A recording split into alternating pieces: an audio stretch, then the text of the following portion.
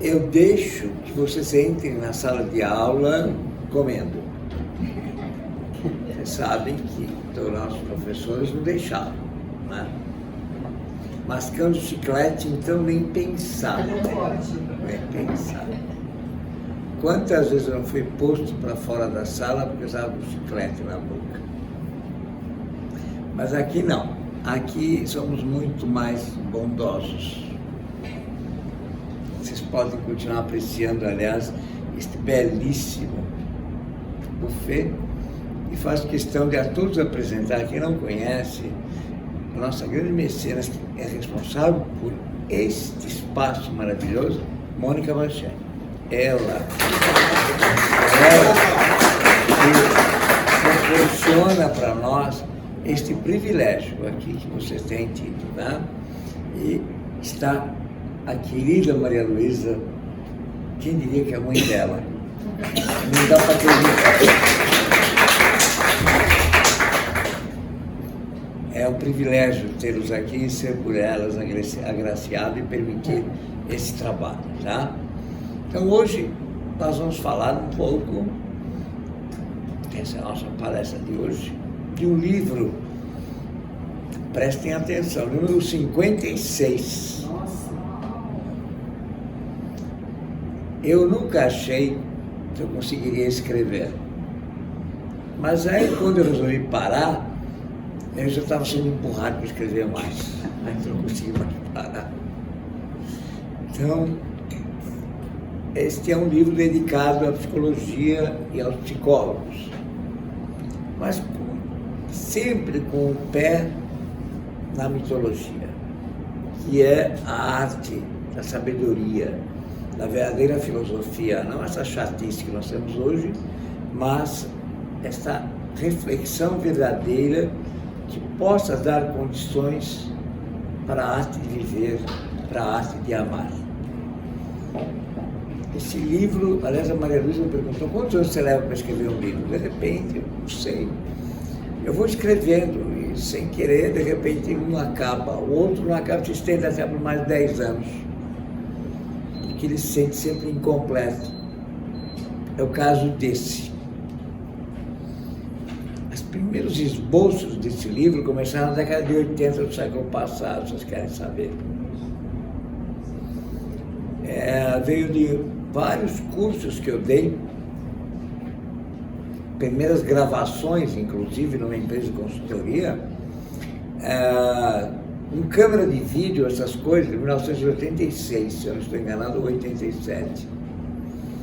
Era uma raridade ter vídeo, câmera. Aliás, aqui está a Maria Helena, né, que é da área da Globo, ela fez programas nessa área. E, desculpa, foi o programa de grandes negócios, né? Como é que chamava? Pequenas empresas, grandes. Pequenos, isso, grandes empresas, pequenos negócios, no canal Futura. Globo e canal Futuro. Exatamente. Então, você não me deixa mentir, né? Em 1987, ter alguém... Já tem 40 e tantos anos do programa. Imaginem vocês, programas gravados. Eu ainda guardo, consegui digitalizar, passar para o computador, as fitas de vídeo sobre estas palestras. Um dia eu ainda vou sistematizar, vou pesquisar isso melhor e vou publicar. Está aí o resultado. Bom, por que isso? Porque eu sempre estava com a pulga atrás da orelha e algo que não me satisfazia.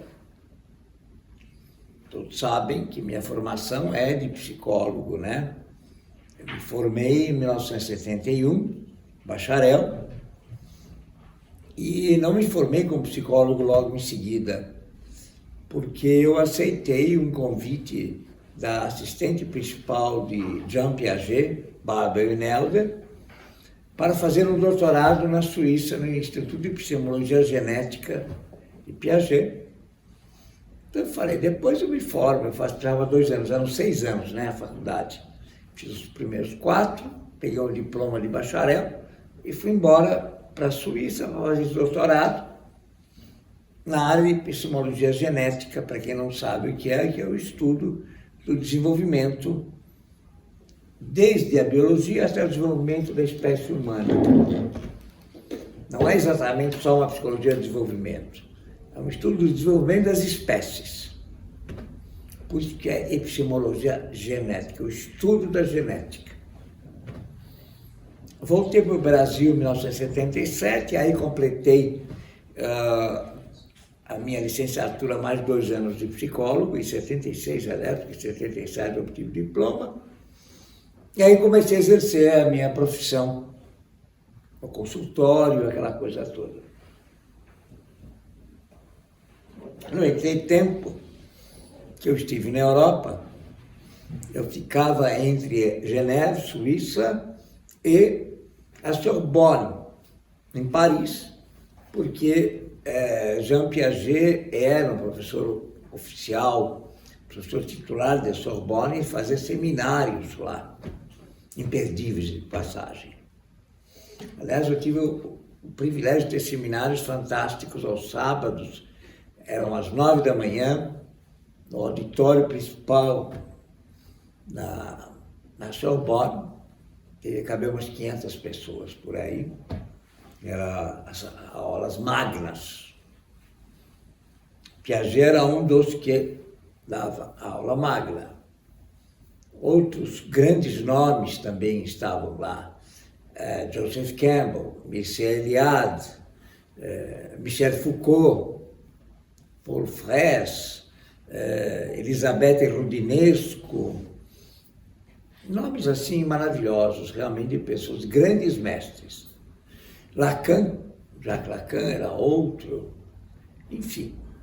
Então, era uma oportunidade de ouro, não só para o meu trabalho, mas também de ouvir grandes mestres.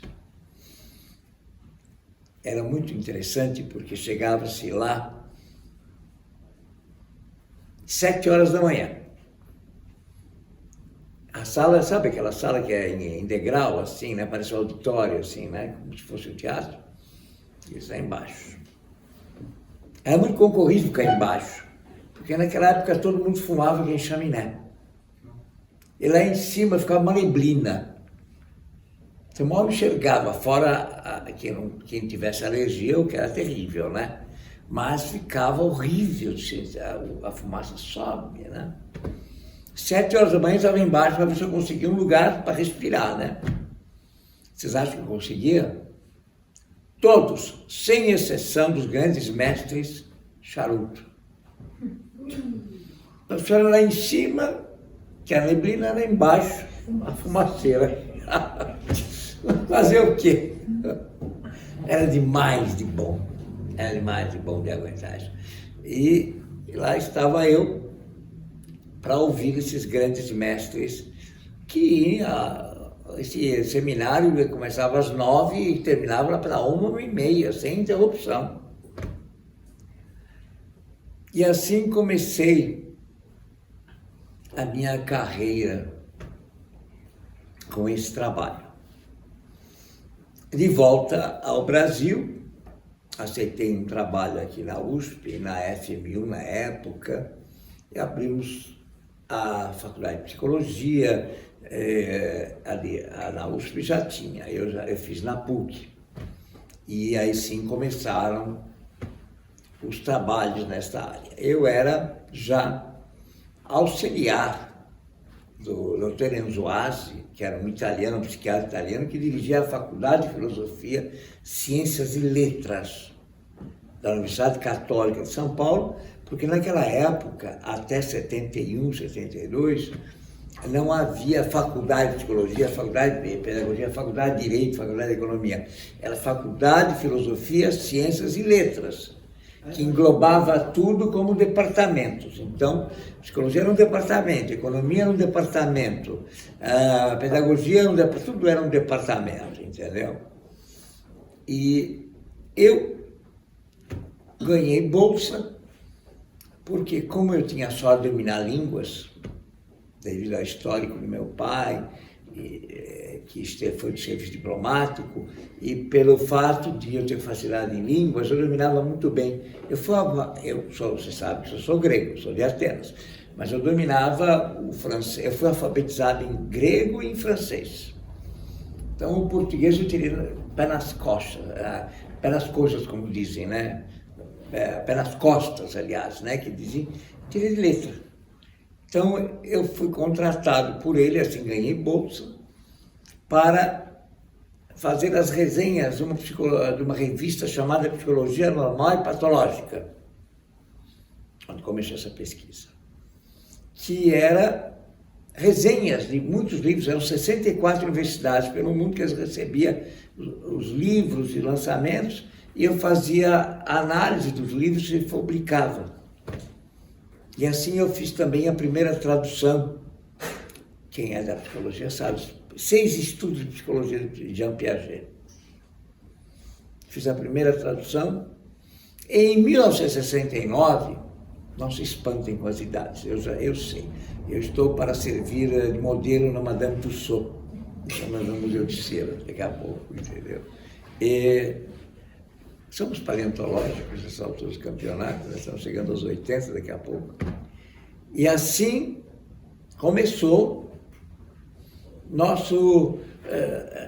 esse grande desafio desse trabalho de tradução de textos. E os primeiros escritos meus foram feitos nessa época.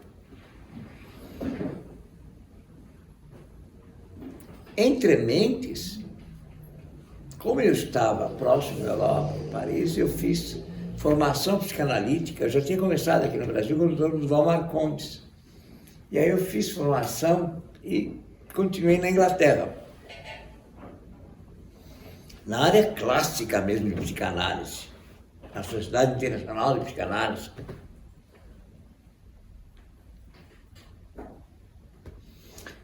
Do lado francês, tínhamos a grande psicanalista Elisabeth Roudinesco, que era o monstro sagrado, que foi contemporânea da filha de Freud, Anna Freud. E do lado inglês nós tínhamos grandes nomes, como Massoud Rayan, o Bion, a Melanie Klein, que hoje eu lembro com uma certa reserva, aquela história sabe a história do seio bom, seio mau? Me poupa, não? Estou de seio cheio, como eu dizia, brincando.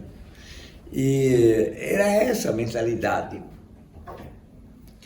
E tudo isso eu, como formação acadêmica clássica, etc., eu era o bom filho a casa toda, eu era o bom menino, né? Mas alguma coisa começou a me inquietar. Comecei a achar que essa psicologia, para mim, está faltando alguma coisa. O que resultou no meu segundo doutorado, que é na área de mitos. O que estava faltando nessa psicologia para mim?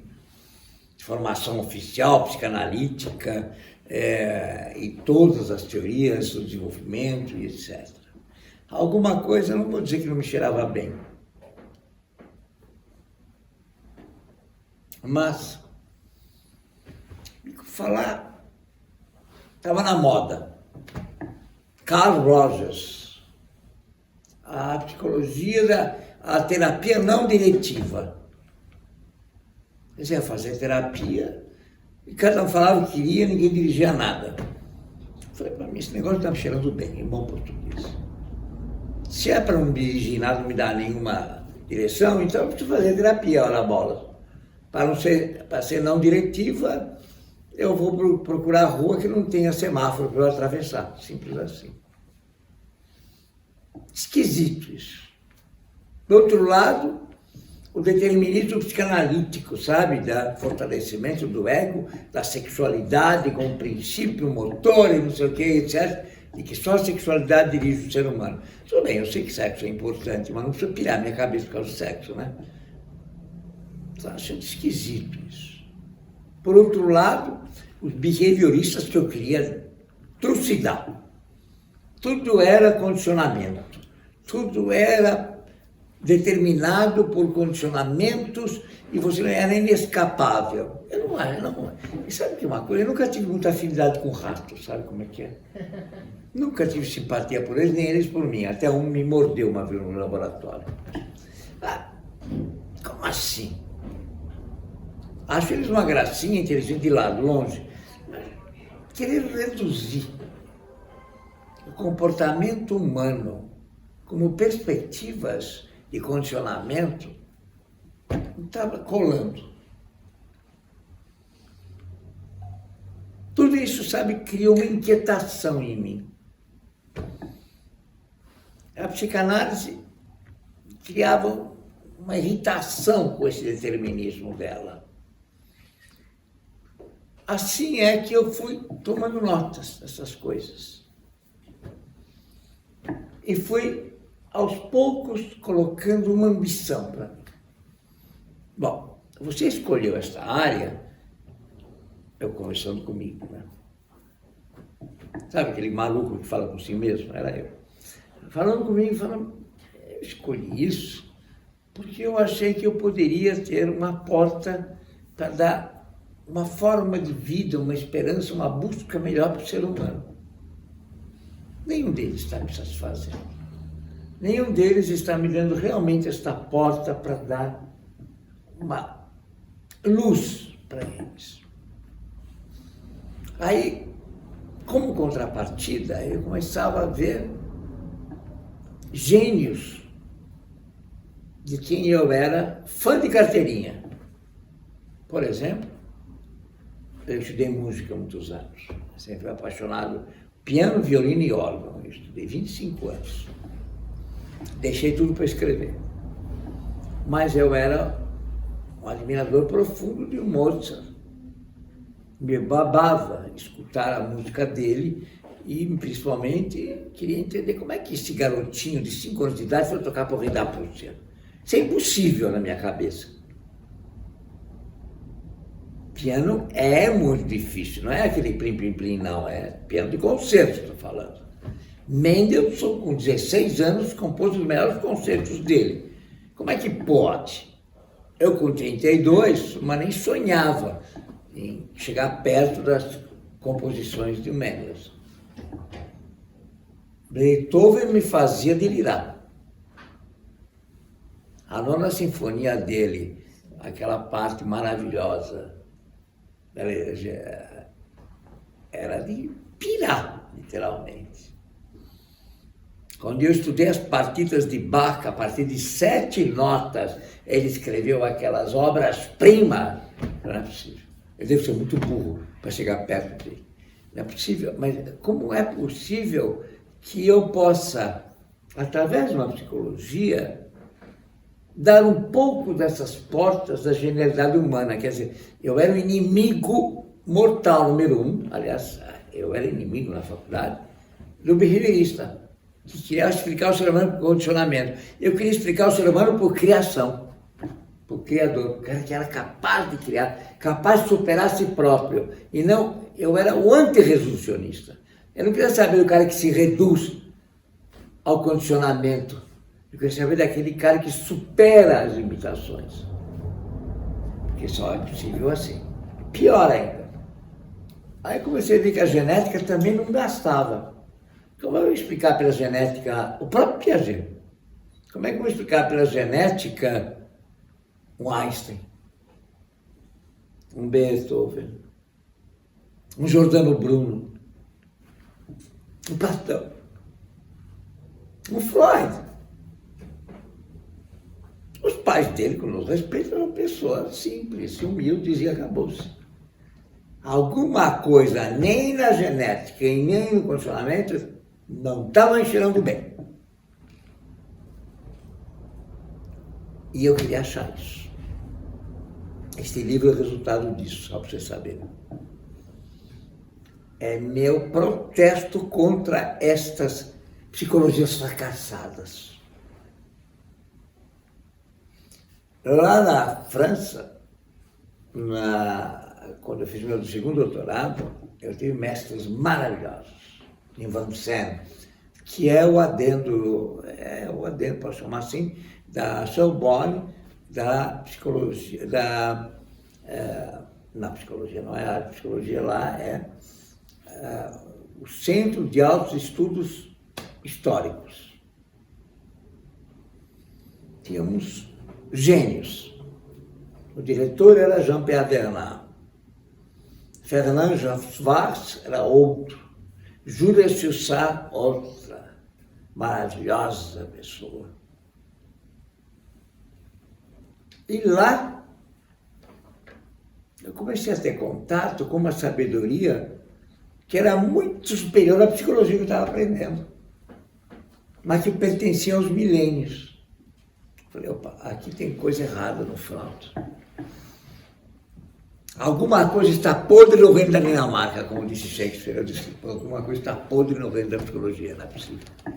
Como é que pode uma sabedoria onde você tem uma paideia, onde você tem uma reflexão sobre o demon, que é a energia imortal que te habita e que faz superar limites e buscar, e agora que reduzir todo mundo ao condicionamento? Que esquisito que é isso.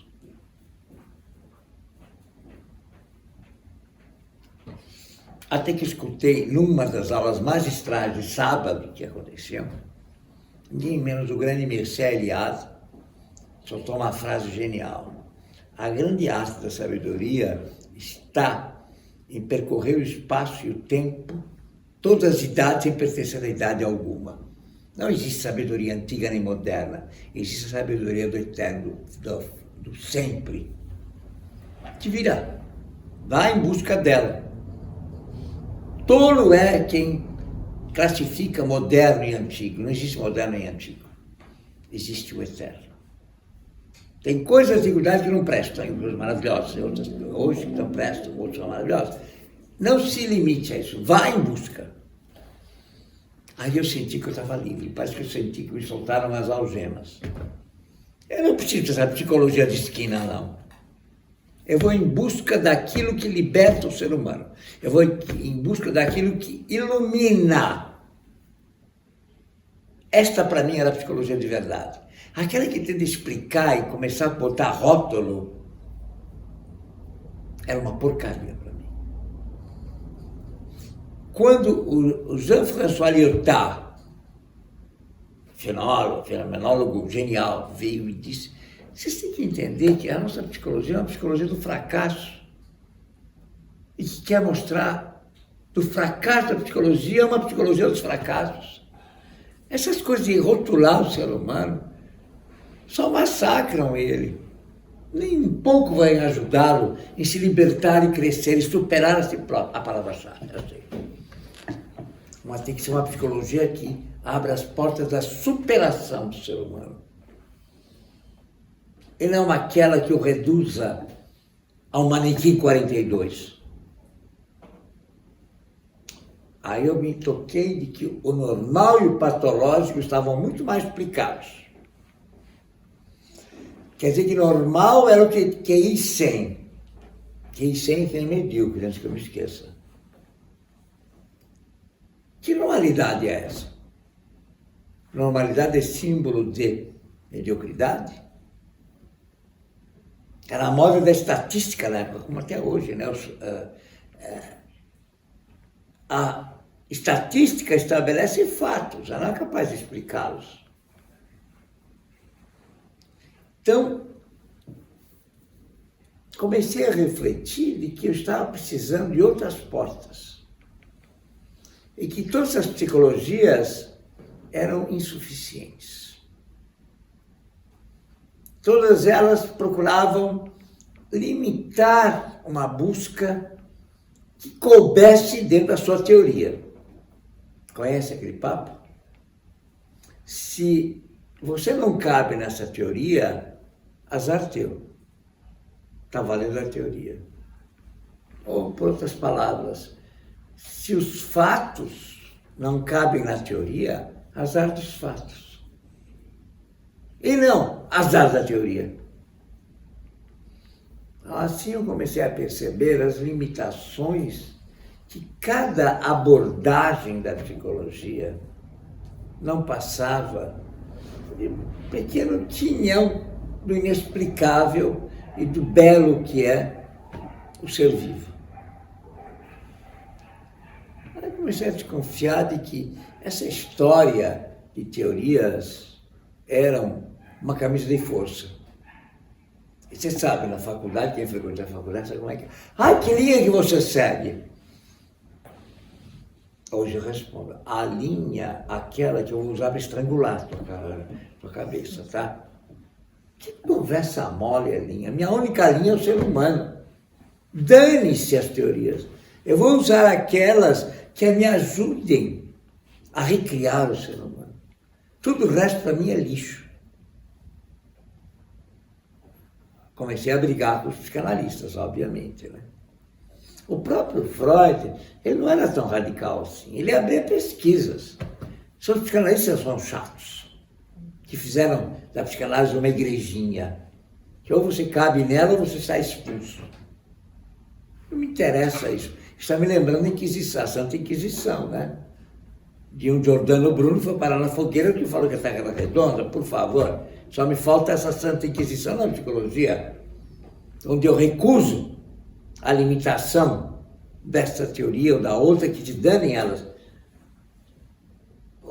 Um grande pensador, Jung, Gustav Jung, colocou isso muito bem. Quando você tiver um paciente na sua frente, esqueça todas as teorias. Use aquelas que libertam e que abrem e iluminam o ser humano. O resto não interessa, jogue fora. E para cada teoria, um ser humano haverá de contestá-la. Cada ser humano está além da teoria. Elas são meros arcabouços de referência, mas ele sempre restará inexplicável. Se você tentar explicá-lo, você perderá a ele. Sinto muito de avisar. Parece até confortável, né? Reduzir a um rótulo cada um. Assim pronto, eu reduzo ele, está explicado. Eu não tenho o trabalho de redescobri-lo, eu não tenho o trabalho de investigá-lo. E assim, fazemos uma psicologia de esquina, ou uma psicologia do fracasso, como muito bem alertou Jean-François Lyotard, os grandes gênios dessas aulas. Michel Foucault foi outro que nos mostrou isso, né? A história da loucura, por exemplo, Histoire de la folie. Nunca me esqueço a genialidade deste homem ao colocar em xeque tudo aquilo que ele chamava loucura como a história da libertação do ser. Oh, meu Deus do céu. Eu não estava falando da loucura desintegradora, do esquizofrênico, eu falava daquele que ousa criar. Você já viu um criador normal? Eu nunca vi.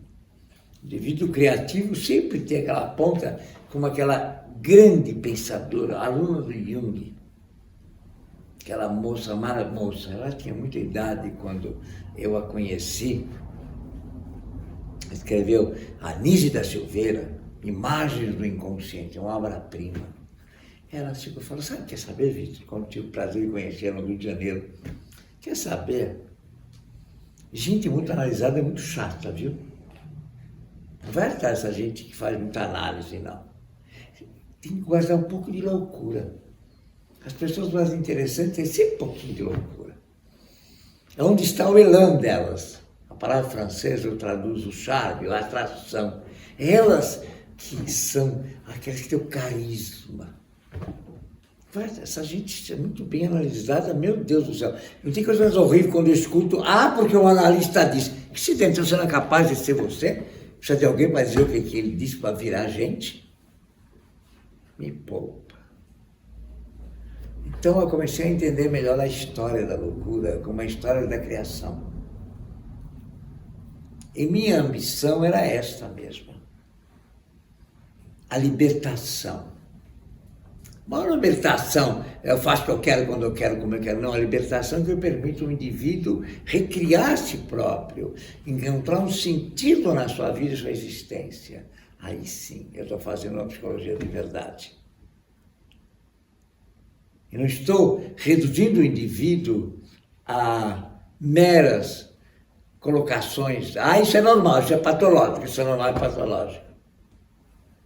por falar em patológico, veja. Comecei a questionar o próprio conceito de patologia. Onde achei a resposta? Redescobri que a palavra patologia é grega. Pathos é paixão. Estudo as paixões. Como diabos estudo as paixões vira estudo das doenças? Quer dizer que ter paixão vira doença? Aí eu percebi que essa psicologia era uma moralista chata. Tá? A psiquiatria, então, nem se fala.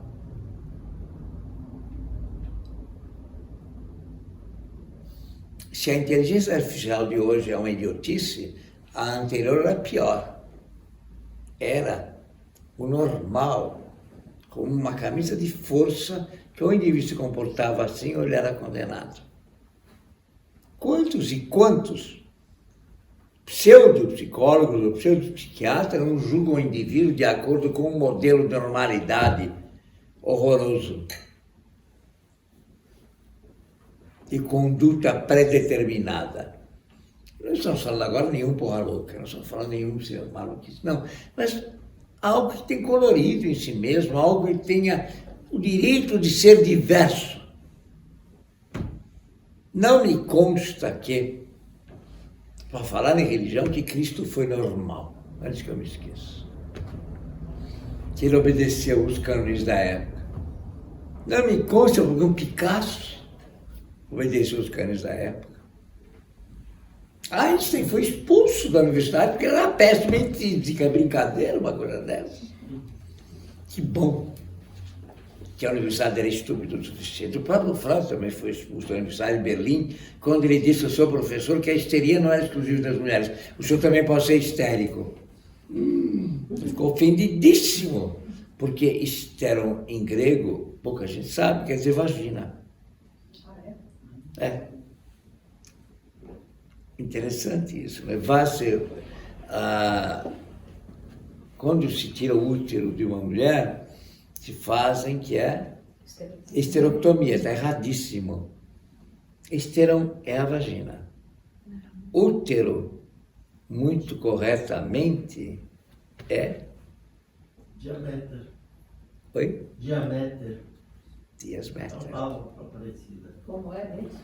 Diasméter. Diasmitir. Ai, Mitra. complicado. A palavra correta de útero é mitra, daí vem mater, miter. Tá? Mitra papal. O que vocês pensam que é? É uma burrada na medicina isso. Total. Não estudaram o grego. Útero é miter, daí vem mater. Aliás, um nome corretíssimo. Sim. Não mais possível mais correto do que isso. Mitra papal, por quê? Porque ele é a fecundidade de Deus, o pastor de Deus, como dizem, é isso. O Papa. Por isso que ele usa. Então, sabia-se perfeitamente bem o que representava isso para a mulher. Então, falar em patologia, isso das paixões. Freud sabia disso muito bem. Só que ele foi o primeiro que abriu a boca, botou a boca no trombone, levantou o véu de Ísis, como dizem, né? Quando ele revelou que a histeria feminina não era mais do que o massacre que a mulher sofria ao ter que enfrentar um casamento obrigatório, você ter a menor noção do que era e ser penetrada brutalmente por um cavalão que era o seu marido. Era isto. O que ela escolhia em defesa que ela era? Primeiro, ficava cega, para não ter ver a barbaridade que sofria. Segundo, ficava anestesiada, para não sofrer nada. Desmaiava. Aí mandava a pobrezinha, era a receita, né? Para as termas, para as águas medicinais, esse lago de São Pedro daqui e tal, ela tinha, né? Igual. Aí, com as águas medicinais, ela ficava boa. Voltava, daqui a um mês eu começava a ficar doente de novo. Aí voltava. Que água medicinal aqui, sabe o que era isso? As termas, naquela época, século XIX, eram aquilo que os cabeleireiros são hoje. Era a bicharada que cuidava deles. Não tem nenhum preconceito, mas ela ficava livre do sexo. Simples assim. Então ela podia ser os amiguinhos dela, sabe? Uma bichinha e mulher adora, né? Uma amizade íntima. Então ficava uma boa, ela ficava livre daquele terror do marido, ficava boa. Aí ela voltava para casa, começava o inferno de novo. É simples assim. Eram as águas medicinais, entendeu? Quem é o médico que ousava falar com o seu paciente, que eram normalmente pessoas de alto nível e tal, poderoso, dizer, o senhor está massacrando a sua mulher. O cara era trucidado imediatamente, o médico perdia sua licença na hora. Simples assim. Está nos estudos sobre histeria. Recente isso. Não é, Tomativas? Então, assim, nós vemos como houve distorções e uma psicologia inteira montada em cima disso. E uma psiquiatria também. Porque o conceito era mulher frígida. Isso é uma doença. Agora, por que ela ficou frígida como defesa, ninguém discute o assunto. Óbvio que não. Isso não interessa. Vai quebrar os cânones. E quando Freud falou para o mestre dele que o senhor também é histérico, ele sabia muito bem o que estava dizendo. Porque o mestre dele tinha confidenciado de que ele sofria de ejaculação precoce, que é a forma masculina da frigidez sexual, de fugir do sexo, goza logo e tchau, já vamos embora. Entende? Mas quando ele falou em histeria sobre ele, nossa, ele ficou muito bravo, claro. Chega a ser grotesco, né? Mas a verdade é cruel, é assim mesmo. Então, todas essas coisas, pequenos exemplos dando a vocês, dessa psicologia fracassada, entende? Essa psicologia que tenta entender algo que não vai ao fundo, que não compreende a necessidade real condição humana. E teorias que explicam, mas não explicam muito. Este trabalho meu começou em 1937.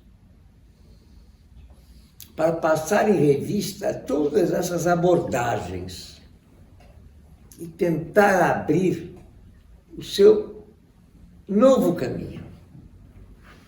Me explico. Vejam só. O primeiro capítulo que eu tento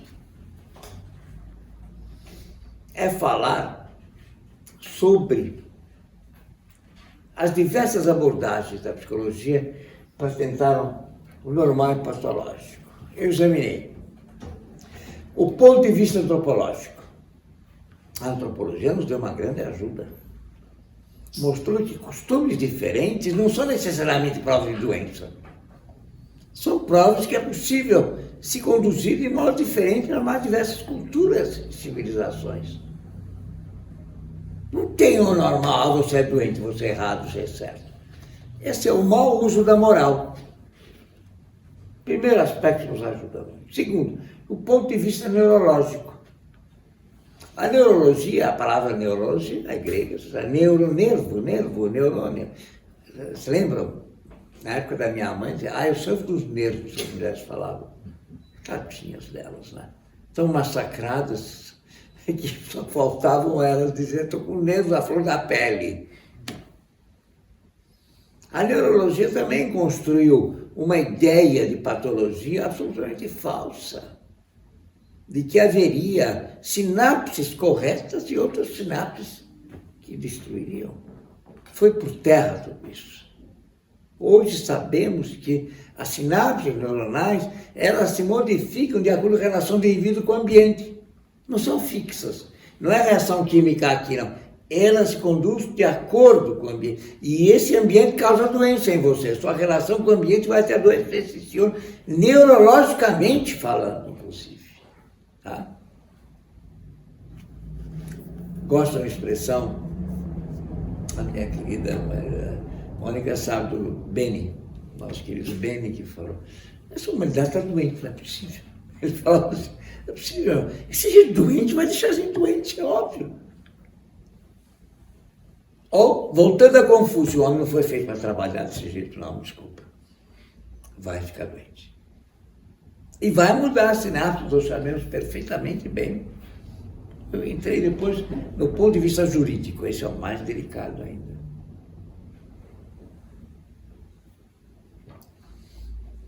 Do ponto de vista legal, para julgar um crime, para julgar alguma coisa fora, sob que critérios ele pode existir?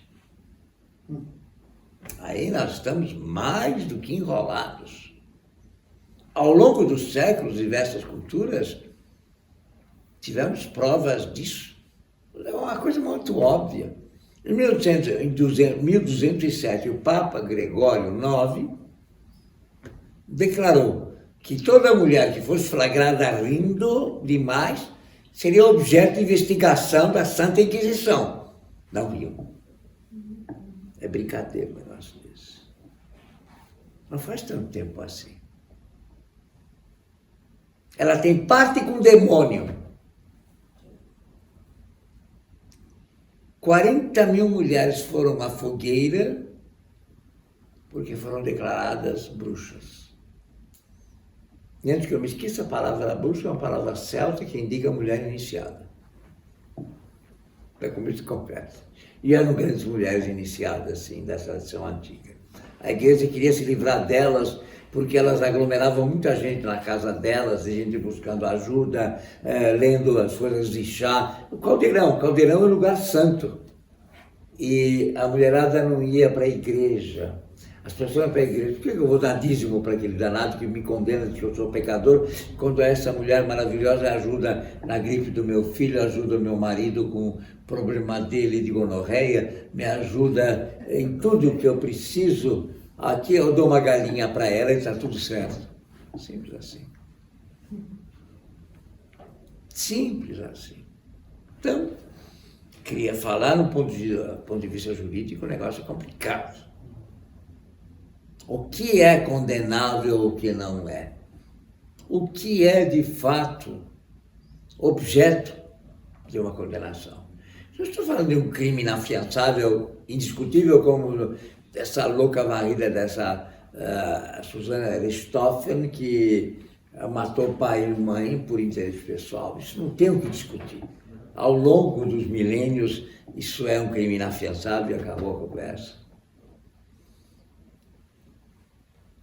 Mas de outras pessoas, como na Itália, até recentemente, até 81, no século passado, uma mulher que fosse estuprada e que aceitasse casar com o estuprador, o crime era proscrito. Simples assim. O cara era bem-vindo, era bem visto. E aí de você, sinal, aliás, houve uma mulher, que eu não me lembro o nome agora, mas está na internet, que se recusou a fazer isso. E foi um escândalo. Como que você não vai casar com o teu estuprador? Itália aqui. Itália mafiosa.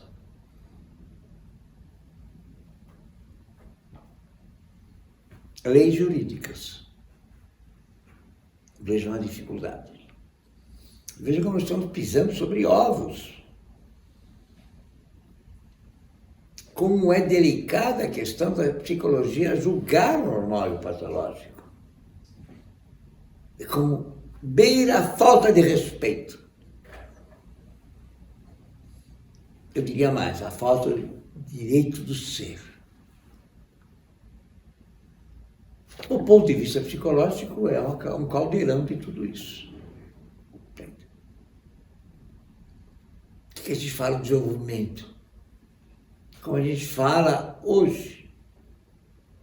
Temos coisas que são objetivas, claras, mas tem coisas muito obscuras nisso.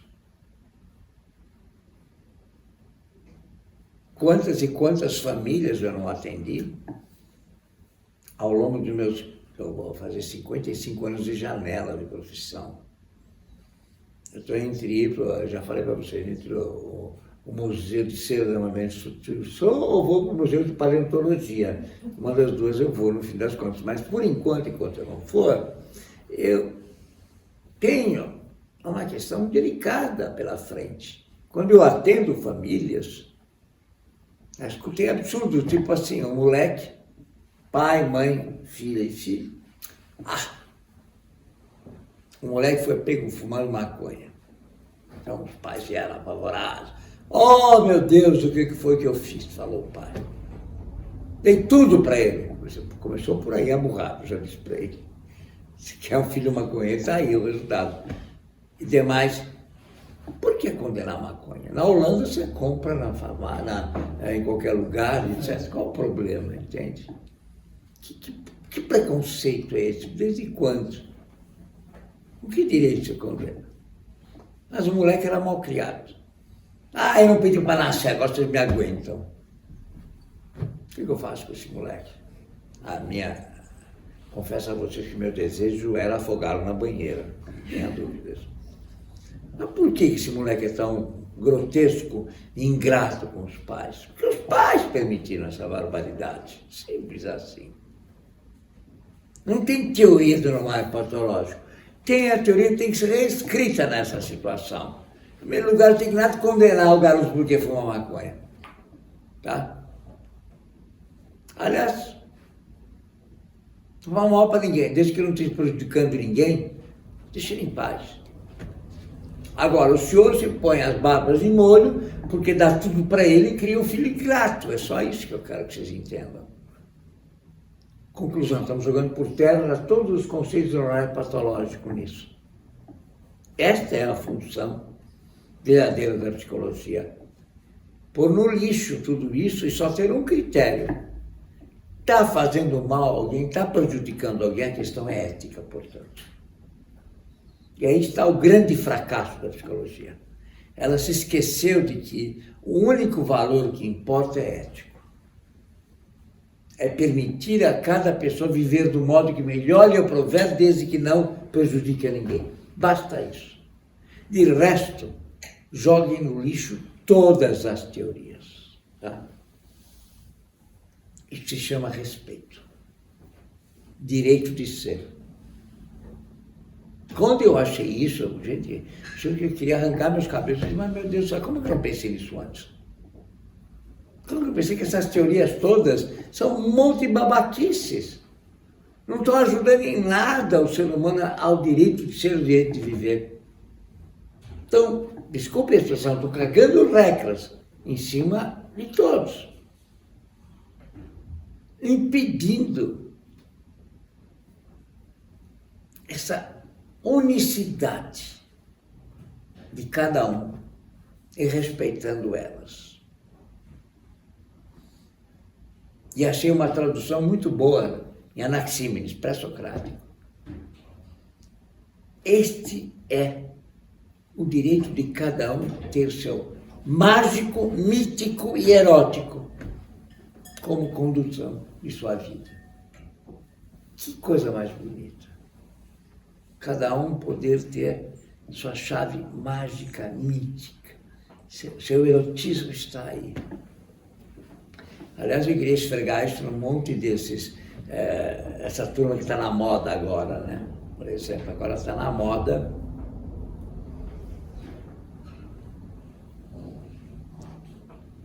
o patrulhamento ideológico. Que é psicologia de esquina, né? Tem que comer isso, não pode comer aquilo. Tem que ser assim, não pode ser assado. Mulher que é mulher tem que ser homem sem pinto. Então ela não é mulher. O feminino foi posto em xeque pelas feministas. Elas querem mandar. Os machões agora pedem licença para ser héteros. Sem razão, não. Não precisa pedir licença para ser hétero, por favor. Não precisa pedir licença. para ser hétero ou masculino ou feminino. A beleza do feminino nos conta a história, por isso que essa é a beleza que eu voltei para o mítico, de que desde tempos imemoriais o feminino é mágico, mítico, encantador. Essa é a força do feminino. Quando a mulher substitui isso pelo tailleur machão, como eu vejo nas empresas, como eu escuto vários executivos, doutor, nenhum homem olha para mim e fala, do jeito que você está, realmente ninguém vai olhar mesmo, minha filha. A hora que você ficar sem isso, você pode ser firme, tem que ser firme na sua empresa, mas a hora que você sai, tem que ser feminina, tem que ser doce, tem que ser sedutora, encantadora. A força do feminino é o encantamento.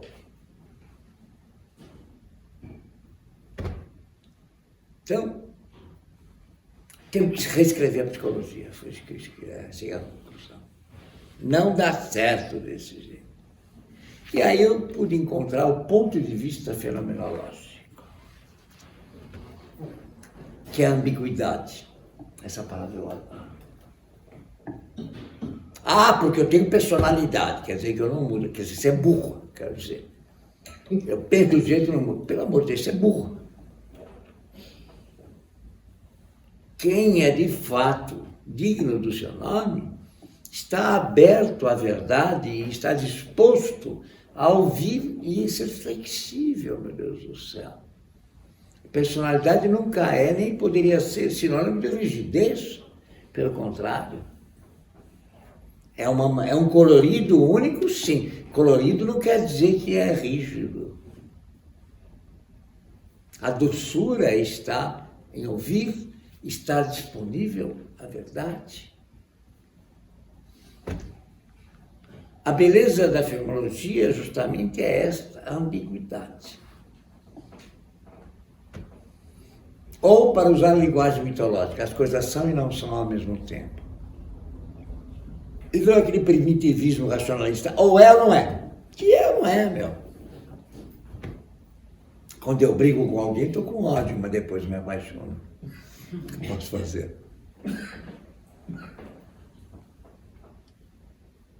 Qual é a mãe com o seu filho que ama de paixão, mas quando ele apronta tem vontade de afogar ele na banheira?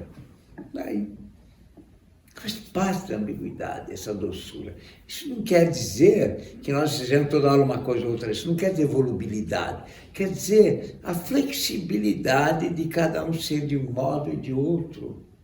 E assim é que nós somos. Amar um indivíduo sem exigir dele coerência é um horror, gente. É um massacre da serra elétrica. Isso para mim não é inteligência artificial, isso é burrice artificial.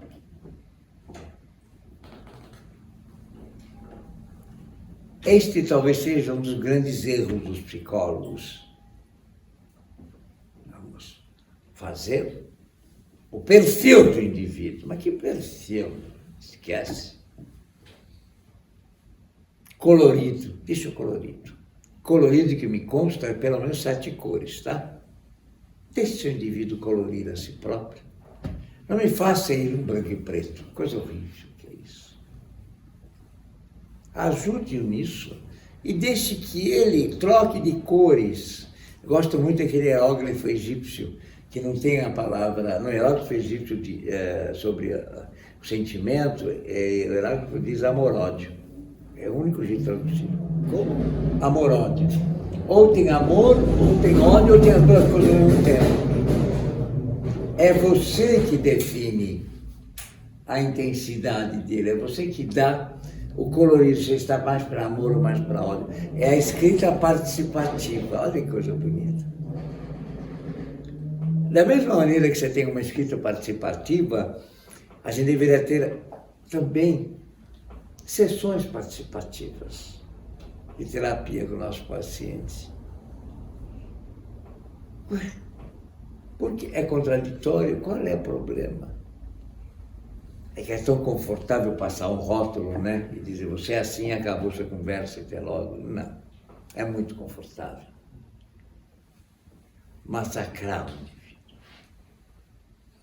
Há tendências, claro que tem tendências Em cada um há um colorido mais para o verde, mais para o amarelo, mais para aquilo. Mas permita que o indivíduo seja camaleão. Não tire dele esta possibilidade de se recriar. A minha é essa palavra-chave. Deixa ele se recriar. O processo terapêutico não é para massacrar o indivíduo. O processo terapêutico é para dar a oportunidade de poder se recriar. Ou, eu gosto daquela expressão, o que é uma vida sem sonhos? Por que não pode vir para a terapia te dar o direito de sonhar como um camaleão, poder variar um pouco como si próprio? Volta a Anísia Silveira. Senão, pessoas muito bem analisadas são tremendamente chatas. O processo terapêutico não é aquele que passa o indivíduo a ferro para ele ficar bonitinho, engomado. Não. Gosto mais do processo terapêutico, deixar o indivíduo mais amassadinho, sabe? Mas daquele jeito, para que ele possa sentir essa alegria de sonhar, esse metamorfosear. Gosto da palavra, metamorfosear. Ele tem esse direito. Se não sabe o que a gente está fazendo, fabricando depressão, conforme o indivíduo envelhece, ele se sente um traste, ele se sente um trapo. Ele não pode mais, se não se conformar com a falta de colorido da vida, porque a velhice é isso. Que mentira. Ele pode e deve, faz parte do processo terapêutico, ajudá-lo a se colorir, tá? E não a definir. Tem maior massacre do que a pré-definição. Então, Os poetas já falavam que definir é matar, não é? O Mallarmé falava. Claro que tem algumas coisas que são fundamentais, é o estilo de se vestir, o estilo de refletir, isso tudo não contradiz, tudo coexiste com um outro colorido, entende? É preciso dar esse direito ao indivíduo, senão a gente coloca ele num caldeirão, literalmente, de massacre, não. Aceitar o estilo de cada um. Em primeiro lugar, é uma confirmação de sua unicidade. Mas essa unicidade não pode ser massacrante. Ela permite variações sobre o mesmo tema, entende? Eu me lembro, quando eu estudava piano, que a beleza de Bach é matemática. Não sei se alguém estudou piano aqui, mas é de pirar o rigor matemático da estrutura, por exemplo, das peças de órgão dele, entende? Do cravo bem temperado. Mas quando ele entra nas partidas e nos improvisos, ele faz aquela matemática, uma das tripas coração. Mas o melhor exemplo, ele não deixa de ser Bach, porque ele foi genial nos improvisos e nas variações. Ele é e não é a mesma coisa. Nós podemos ser e não ser ao mesmo tempo. Que beleza que é isso.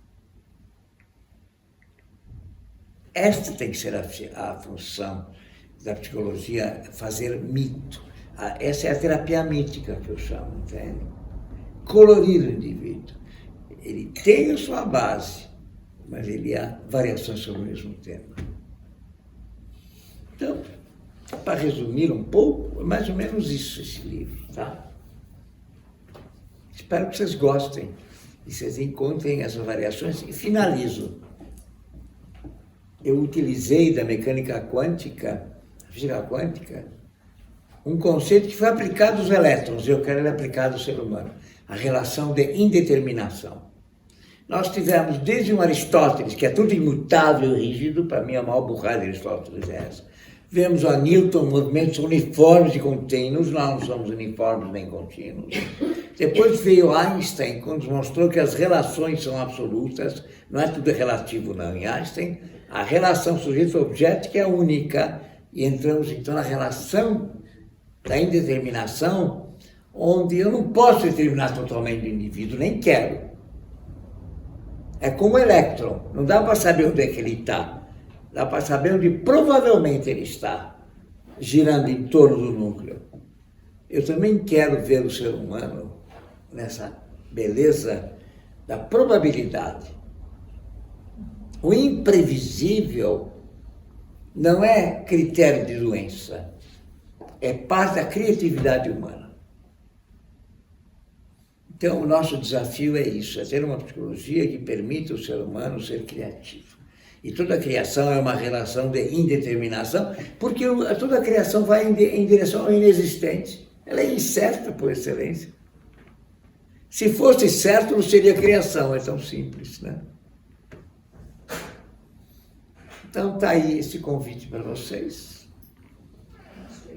Divirtam-se. É isso. Está aí. Novamente quero agradecer a nossa queridíssima Mônica por ter nos dado essa oportunidade maravilhosa de ter esse instituto com tantos momentos belíssimos. Vamos lá, aproveite o intervalo e curto.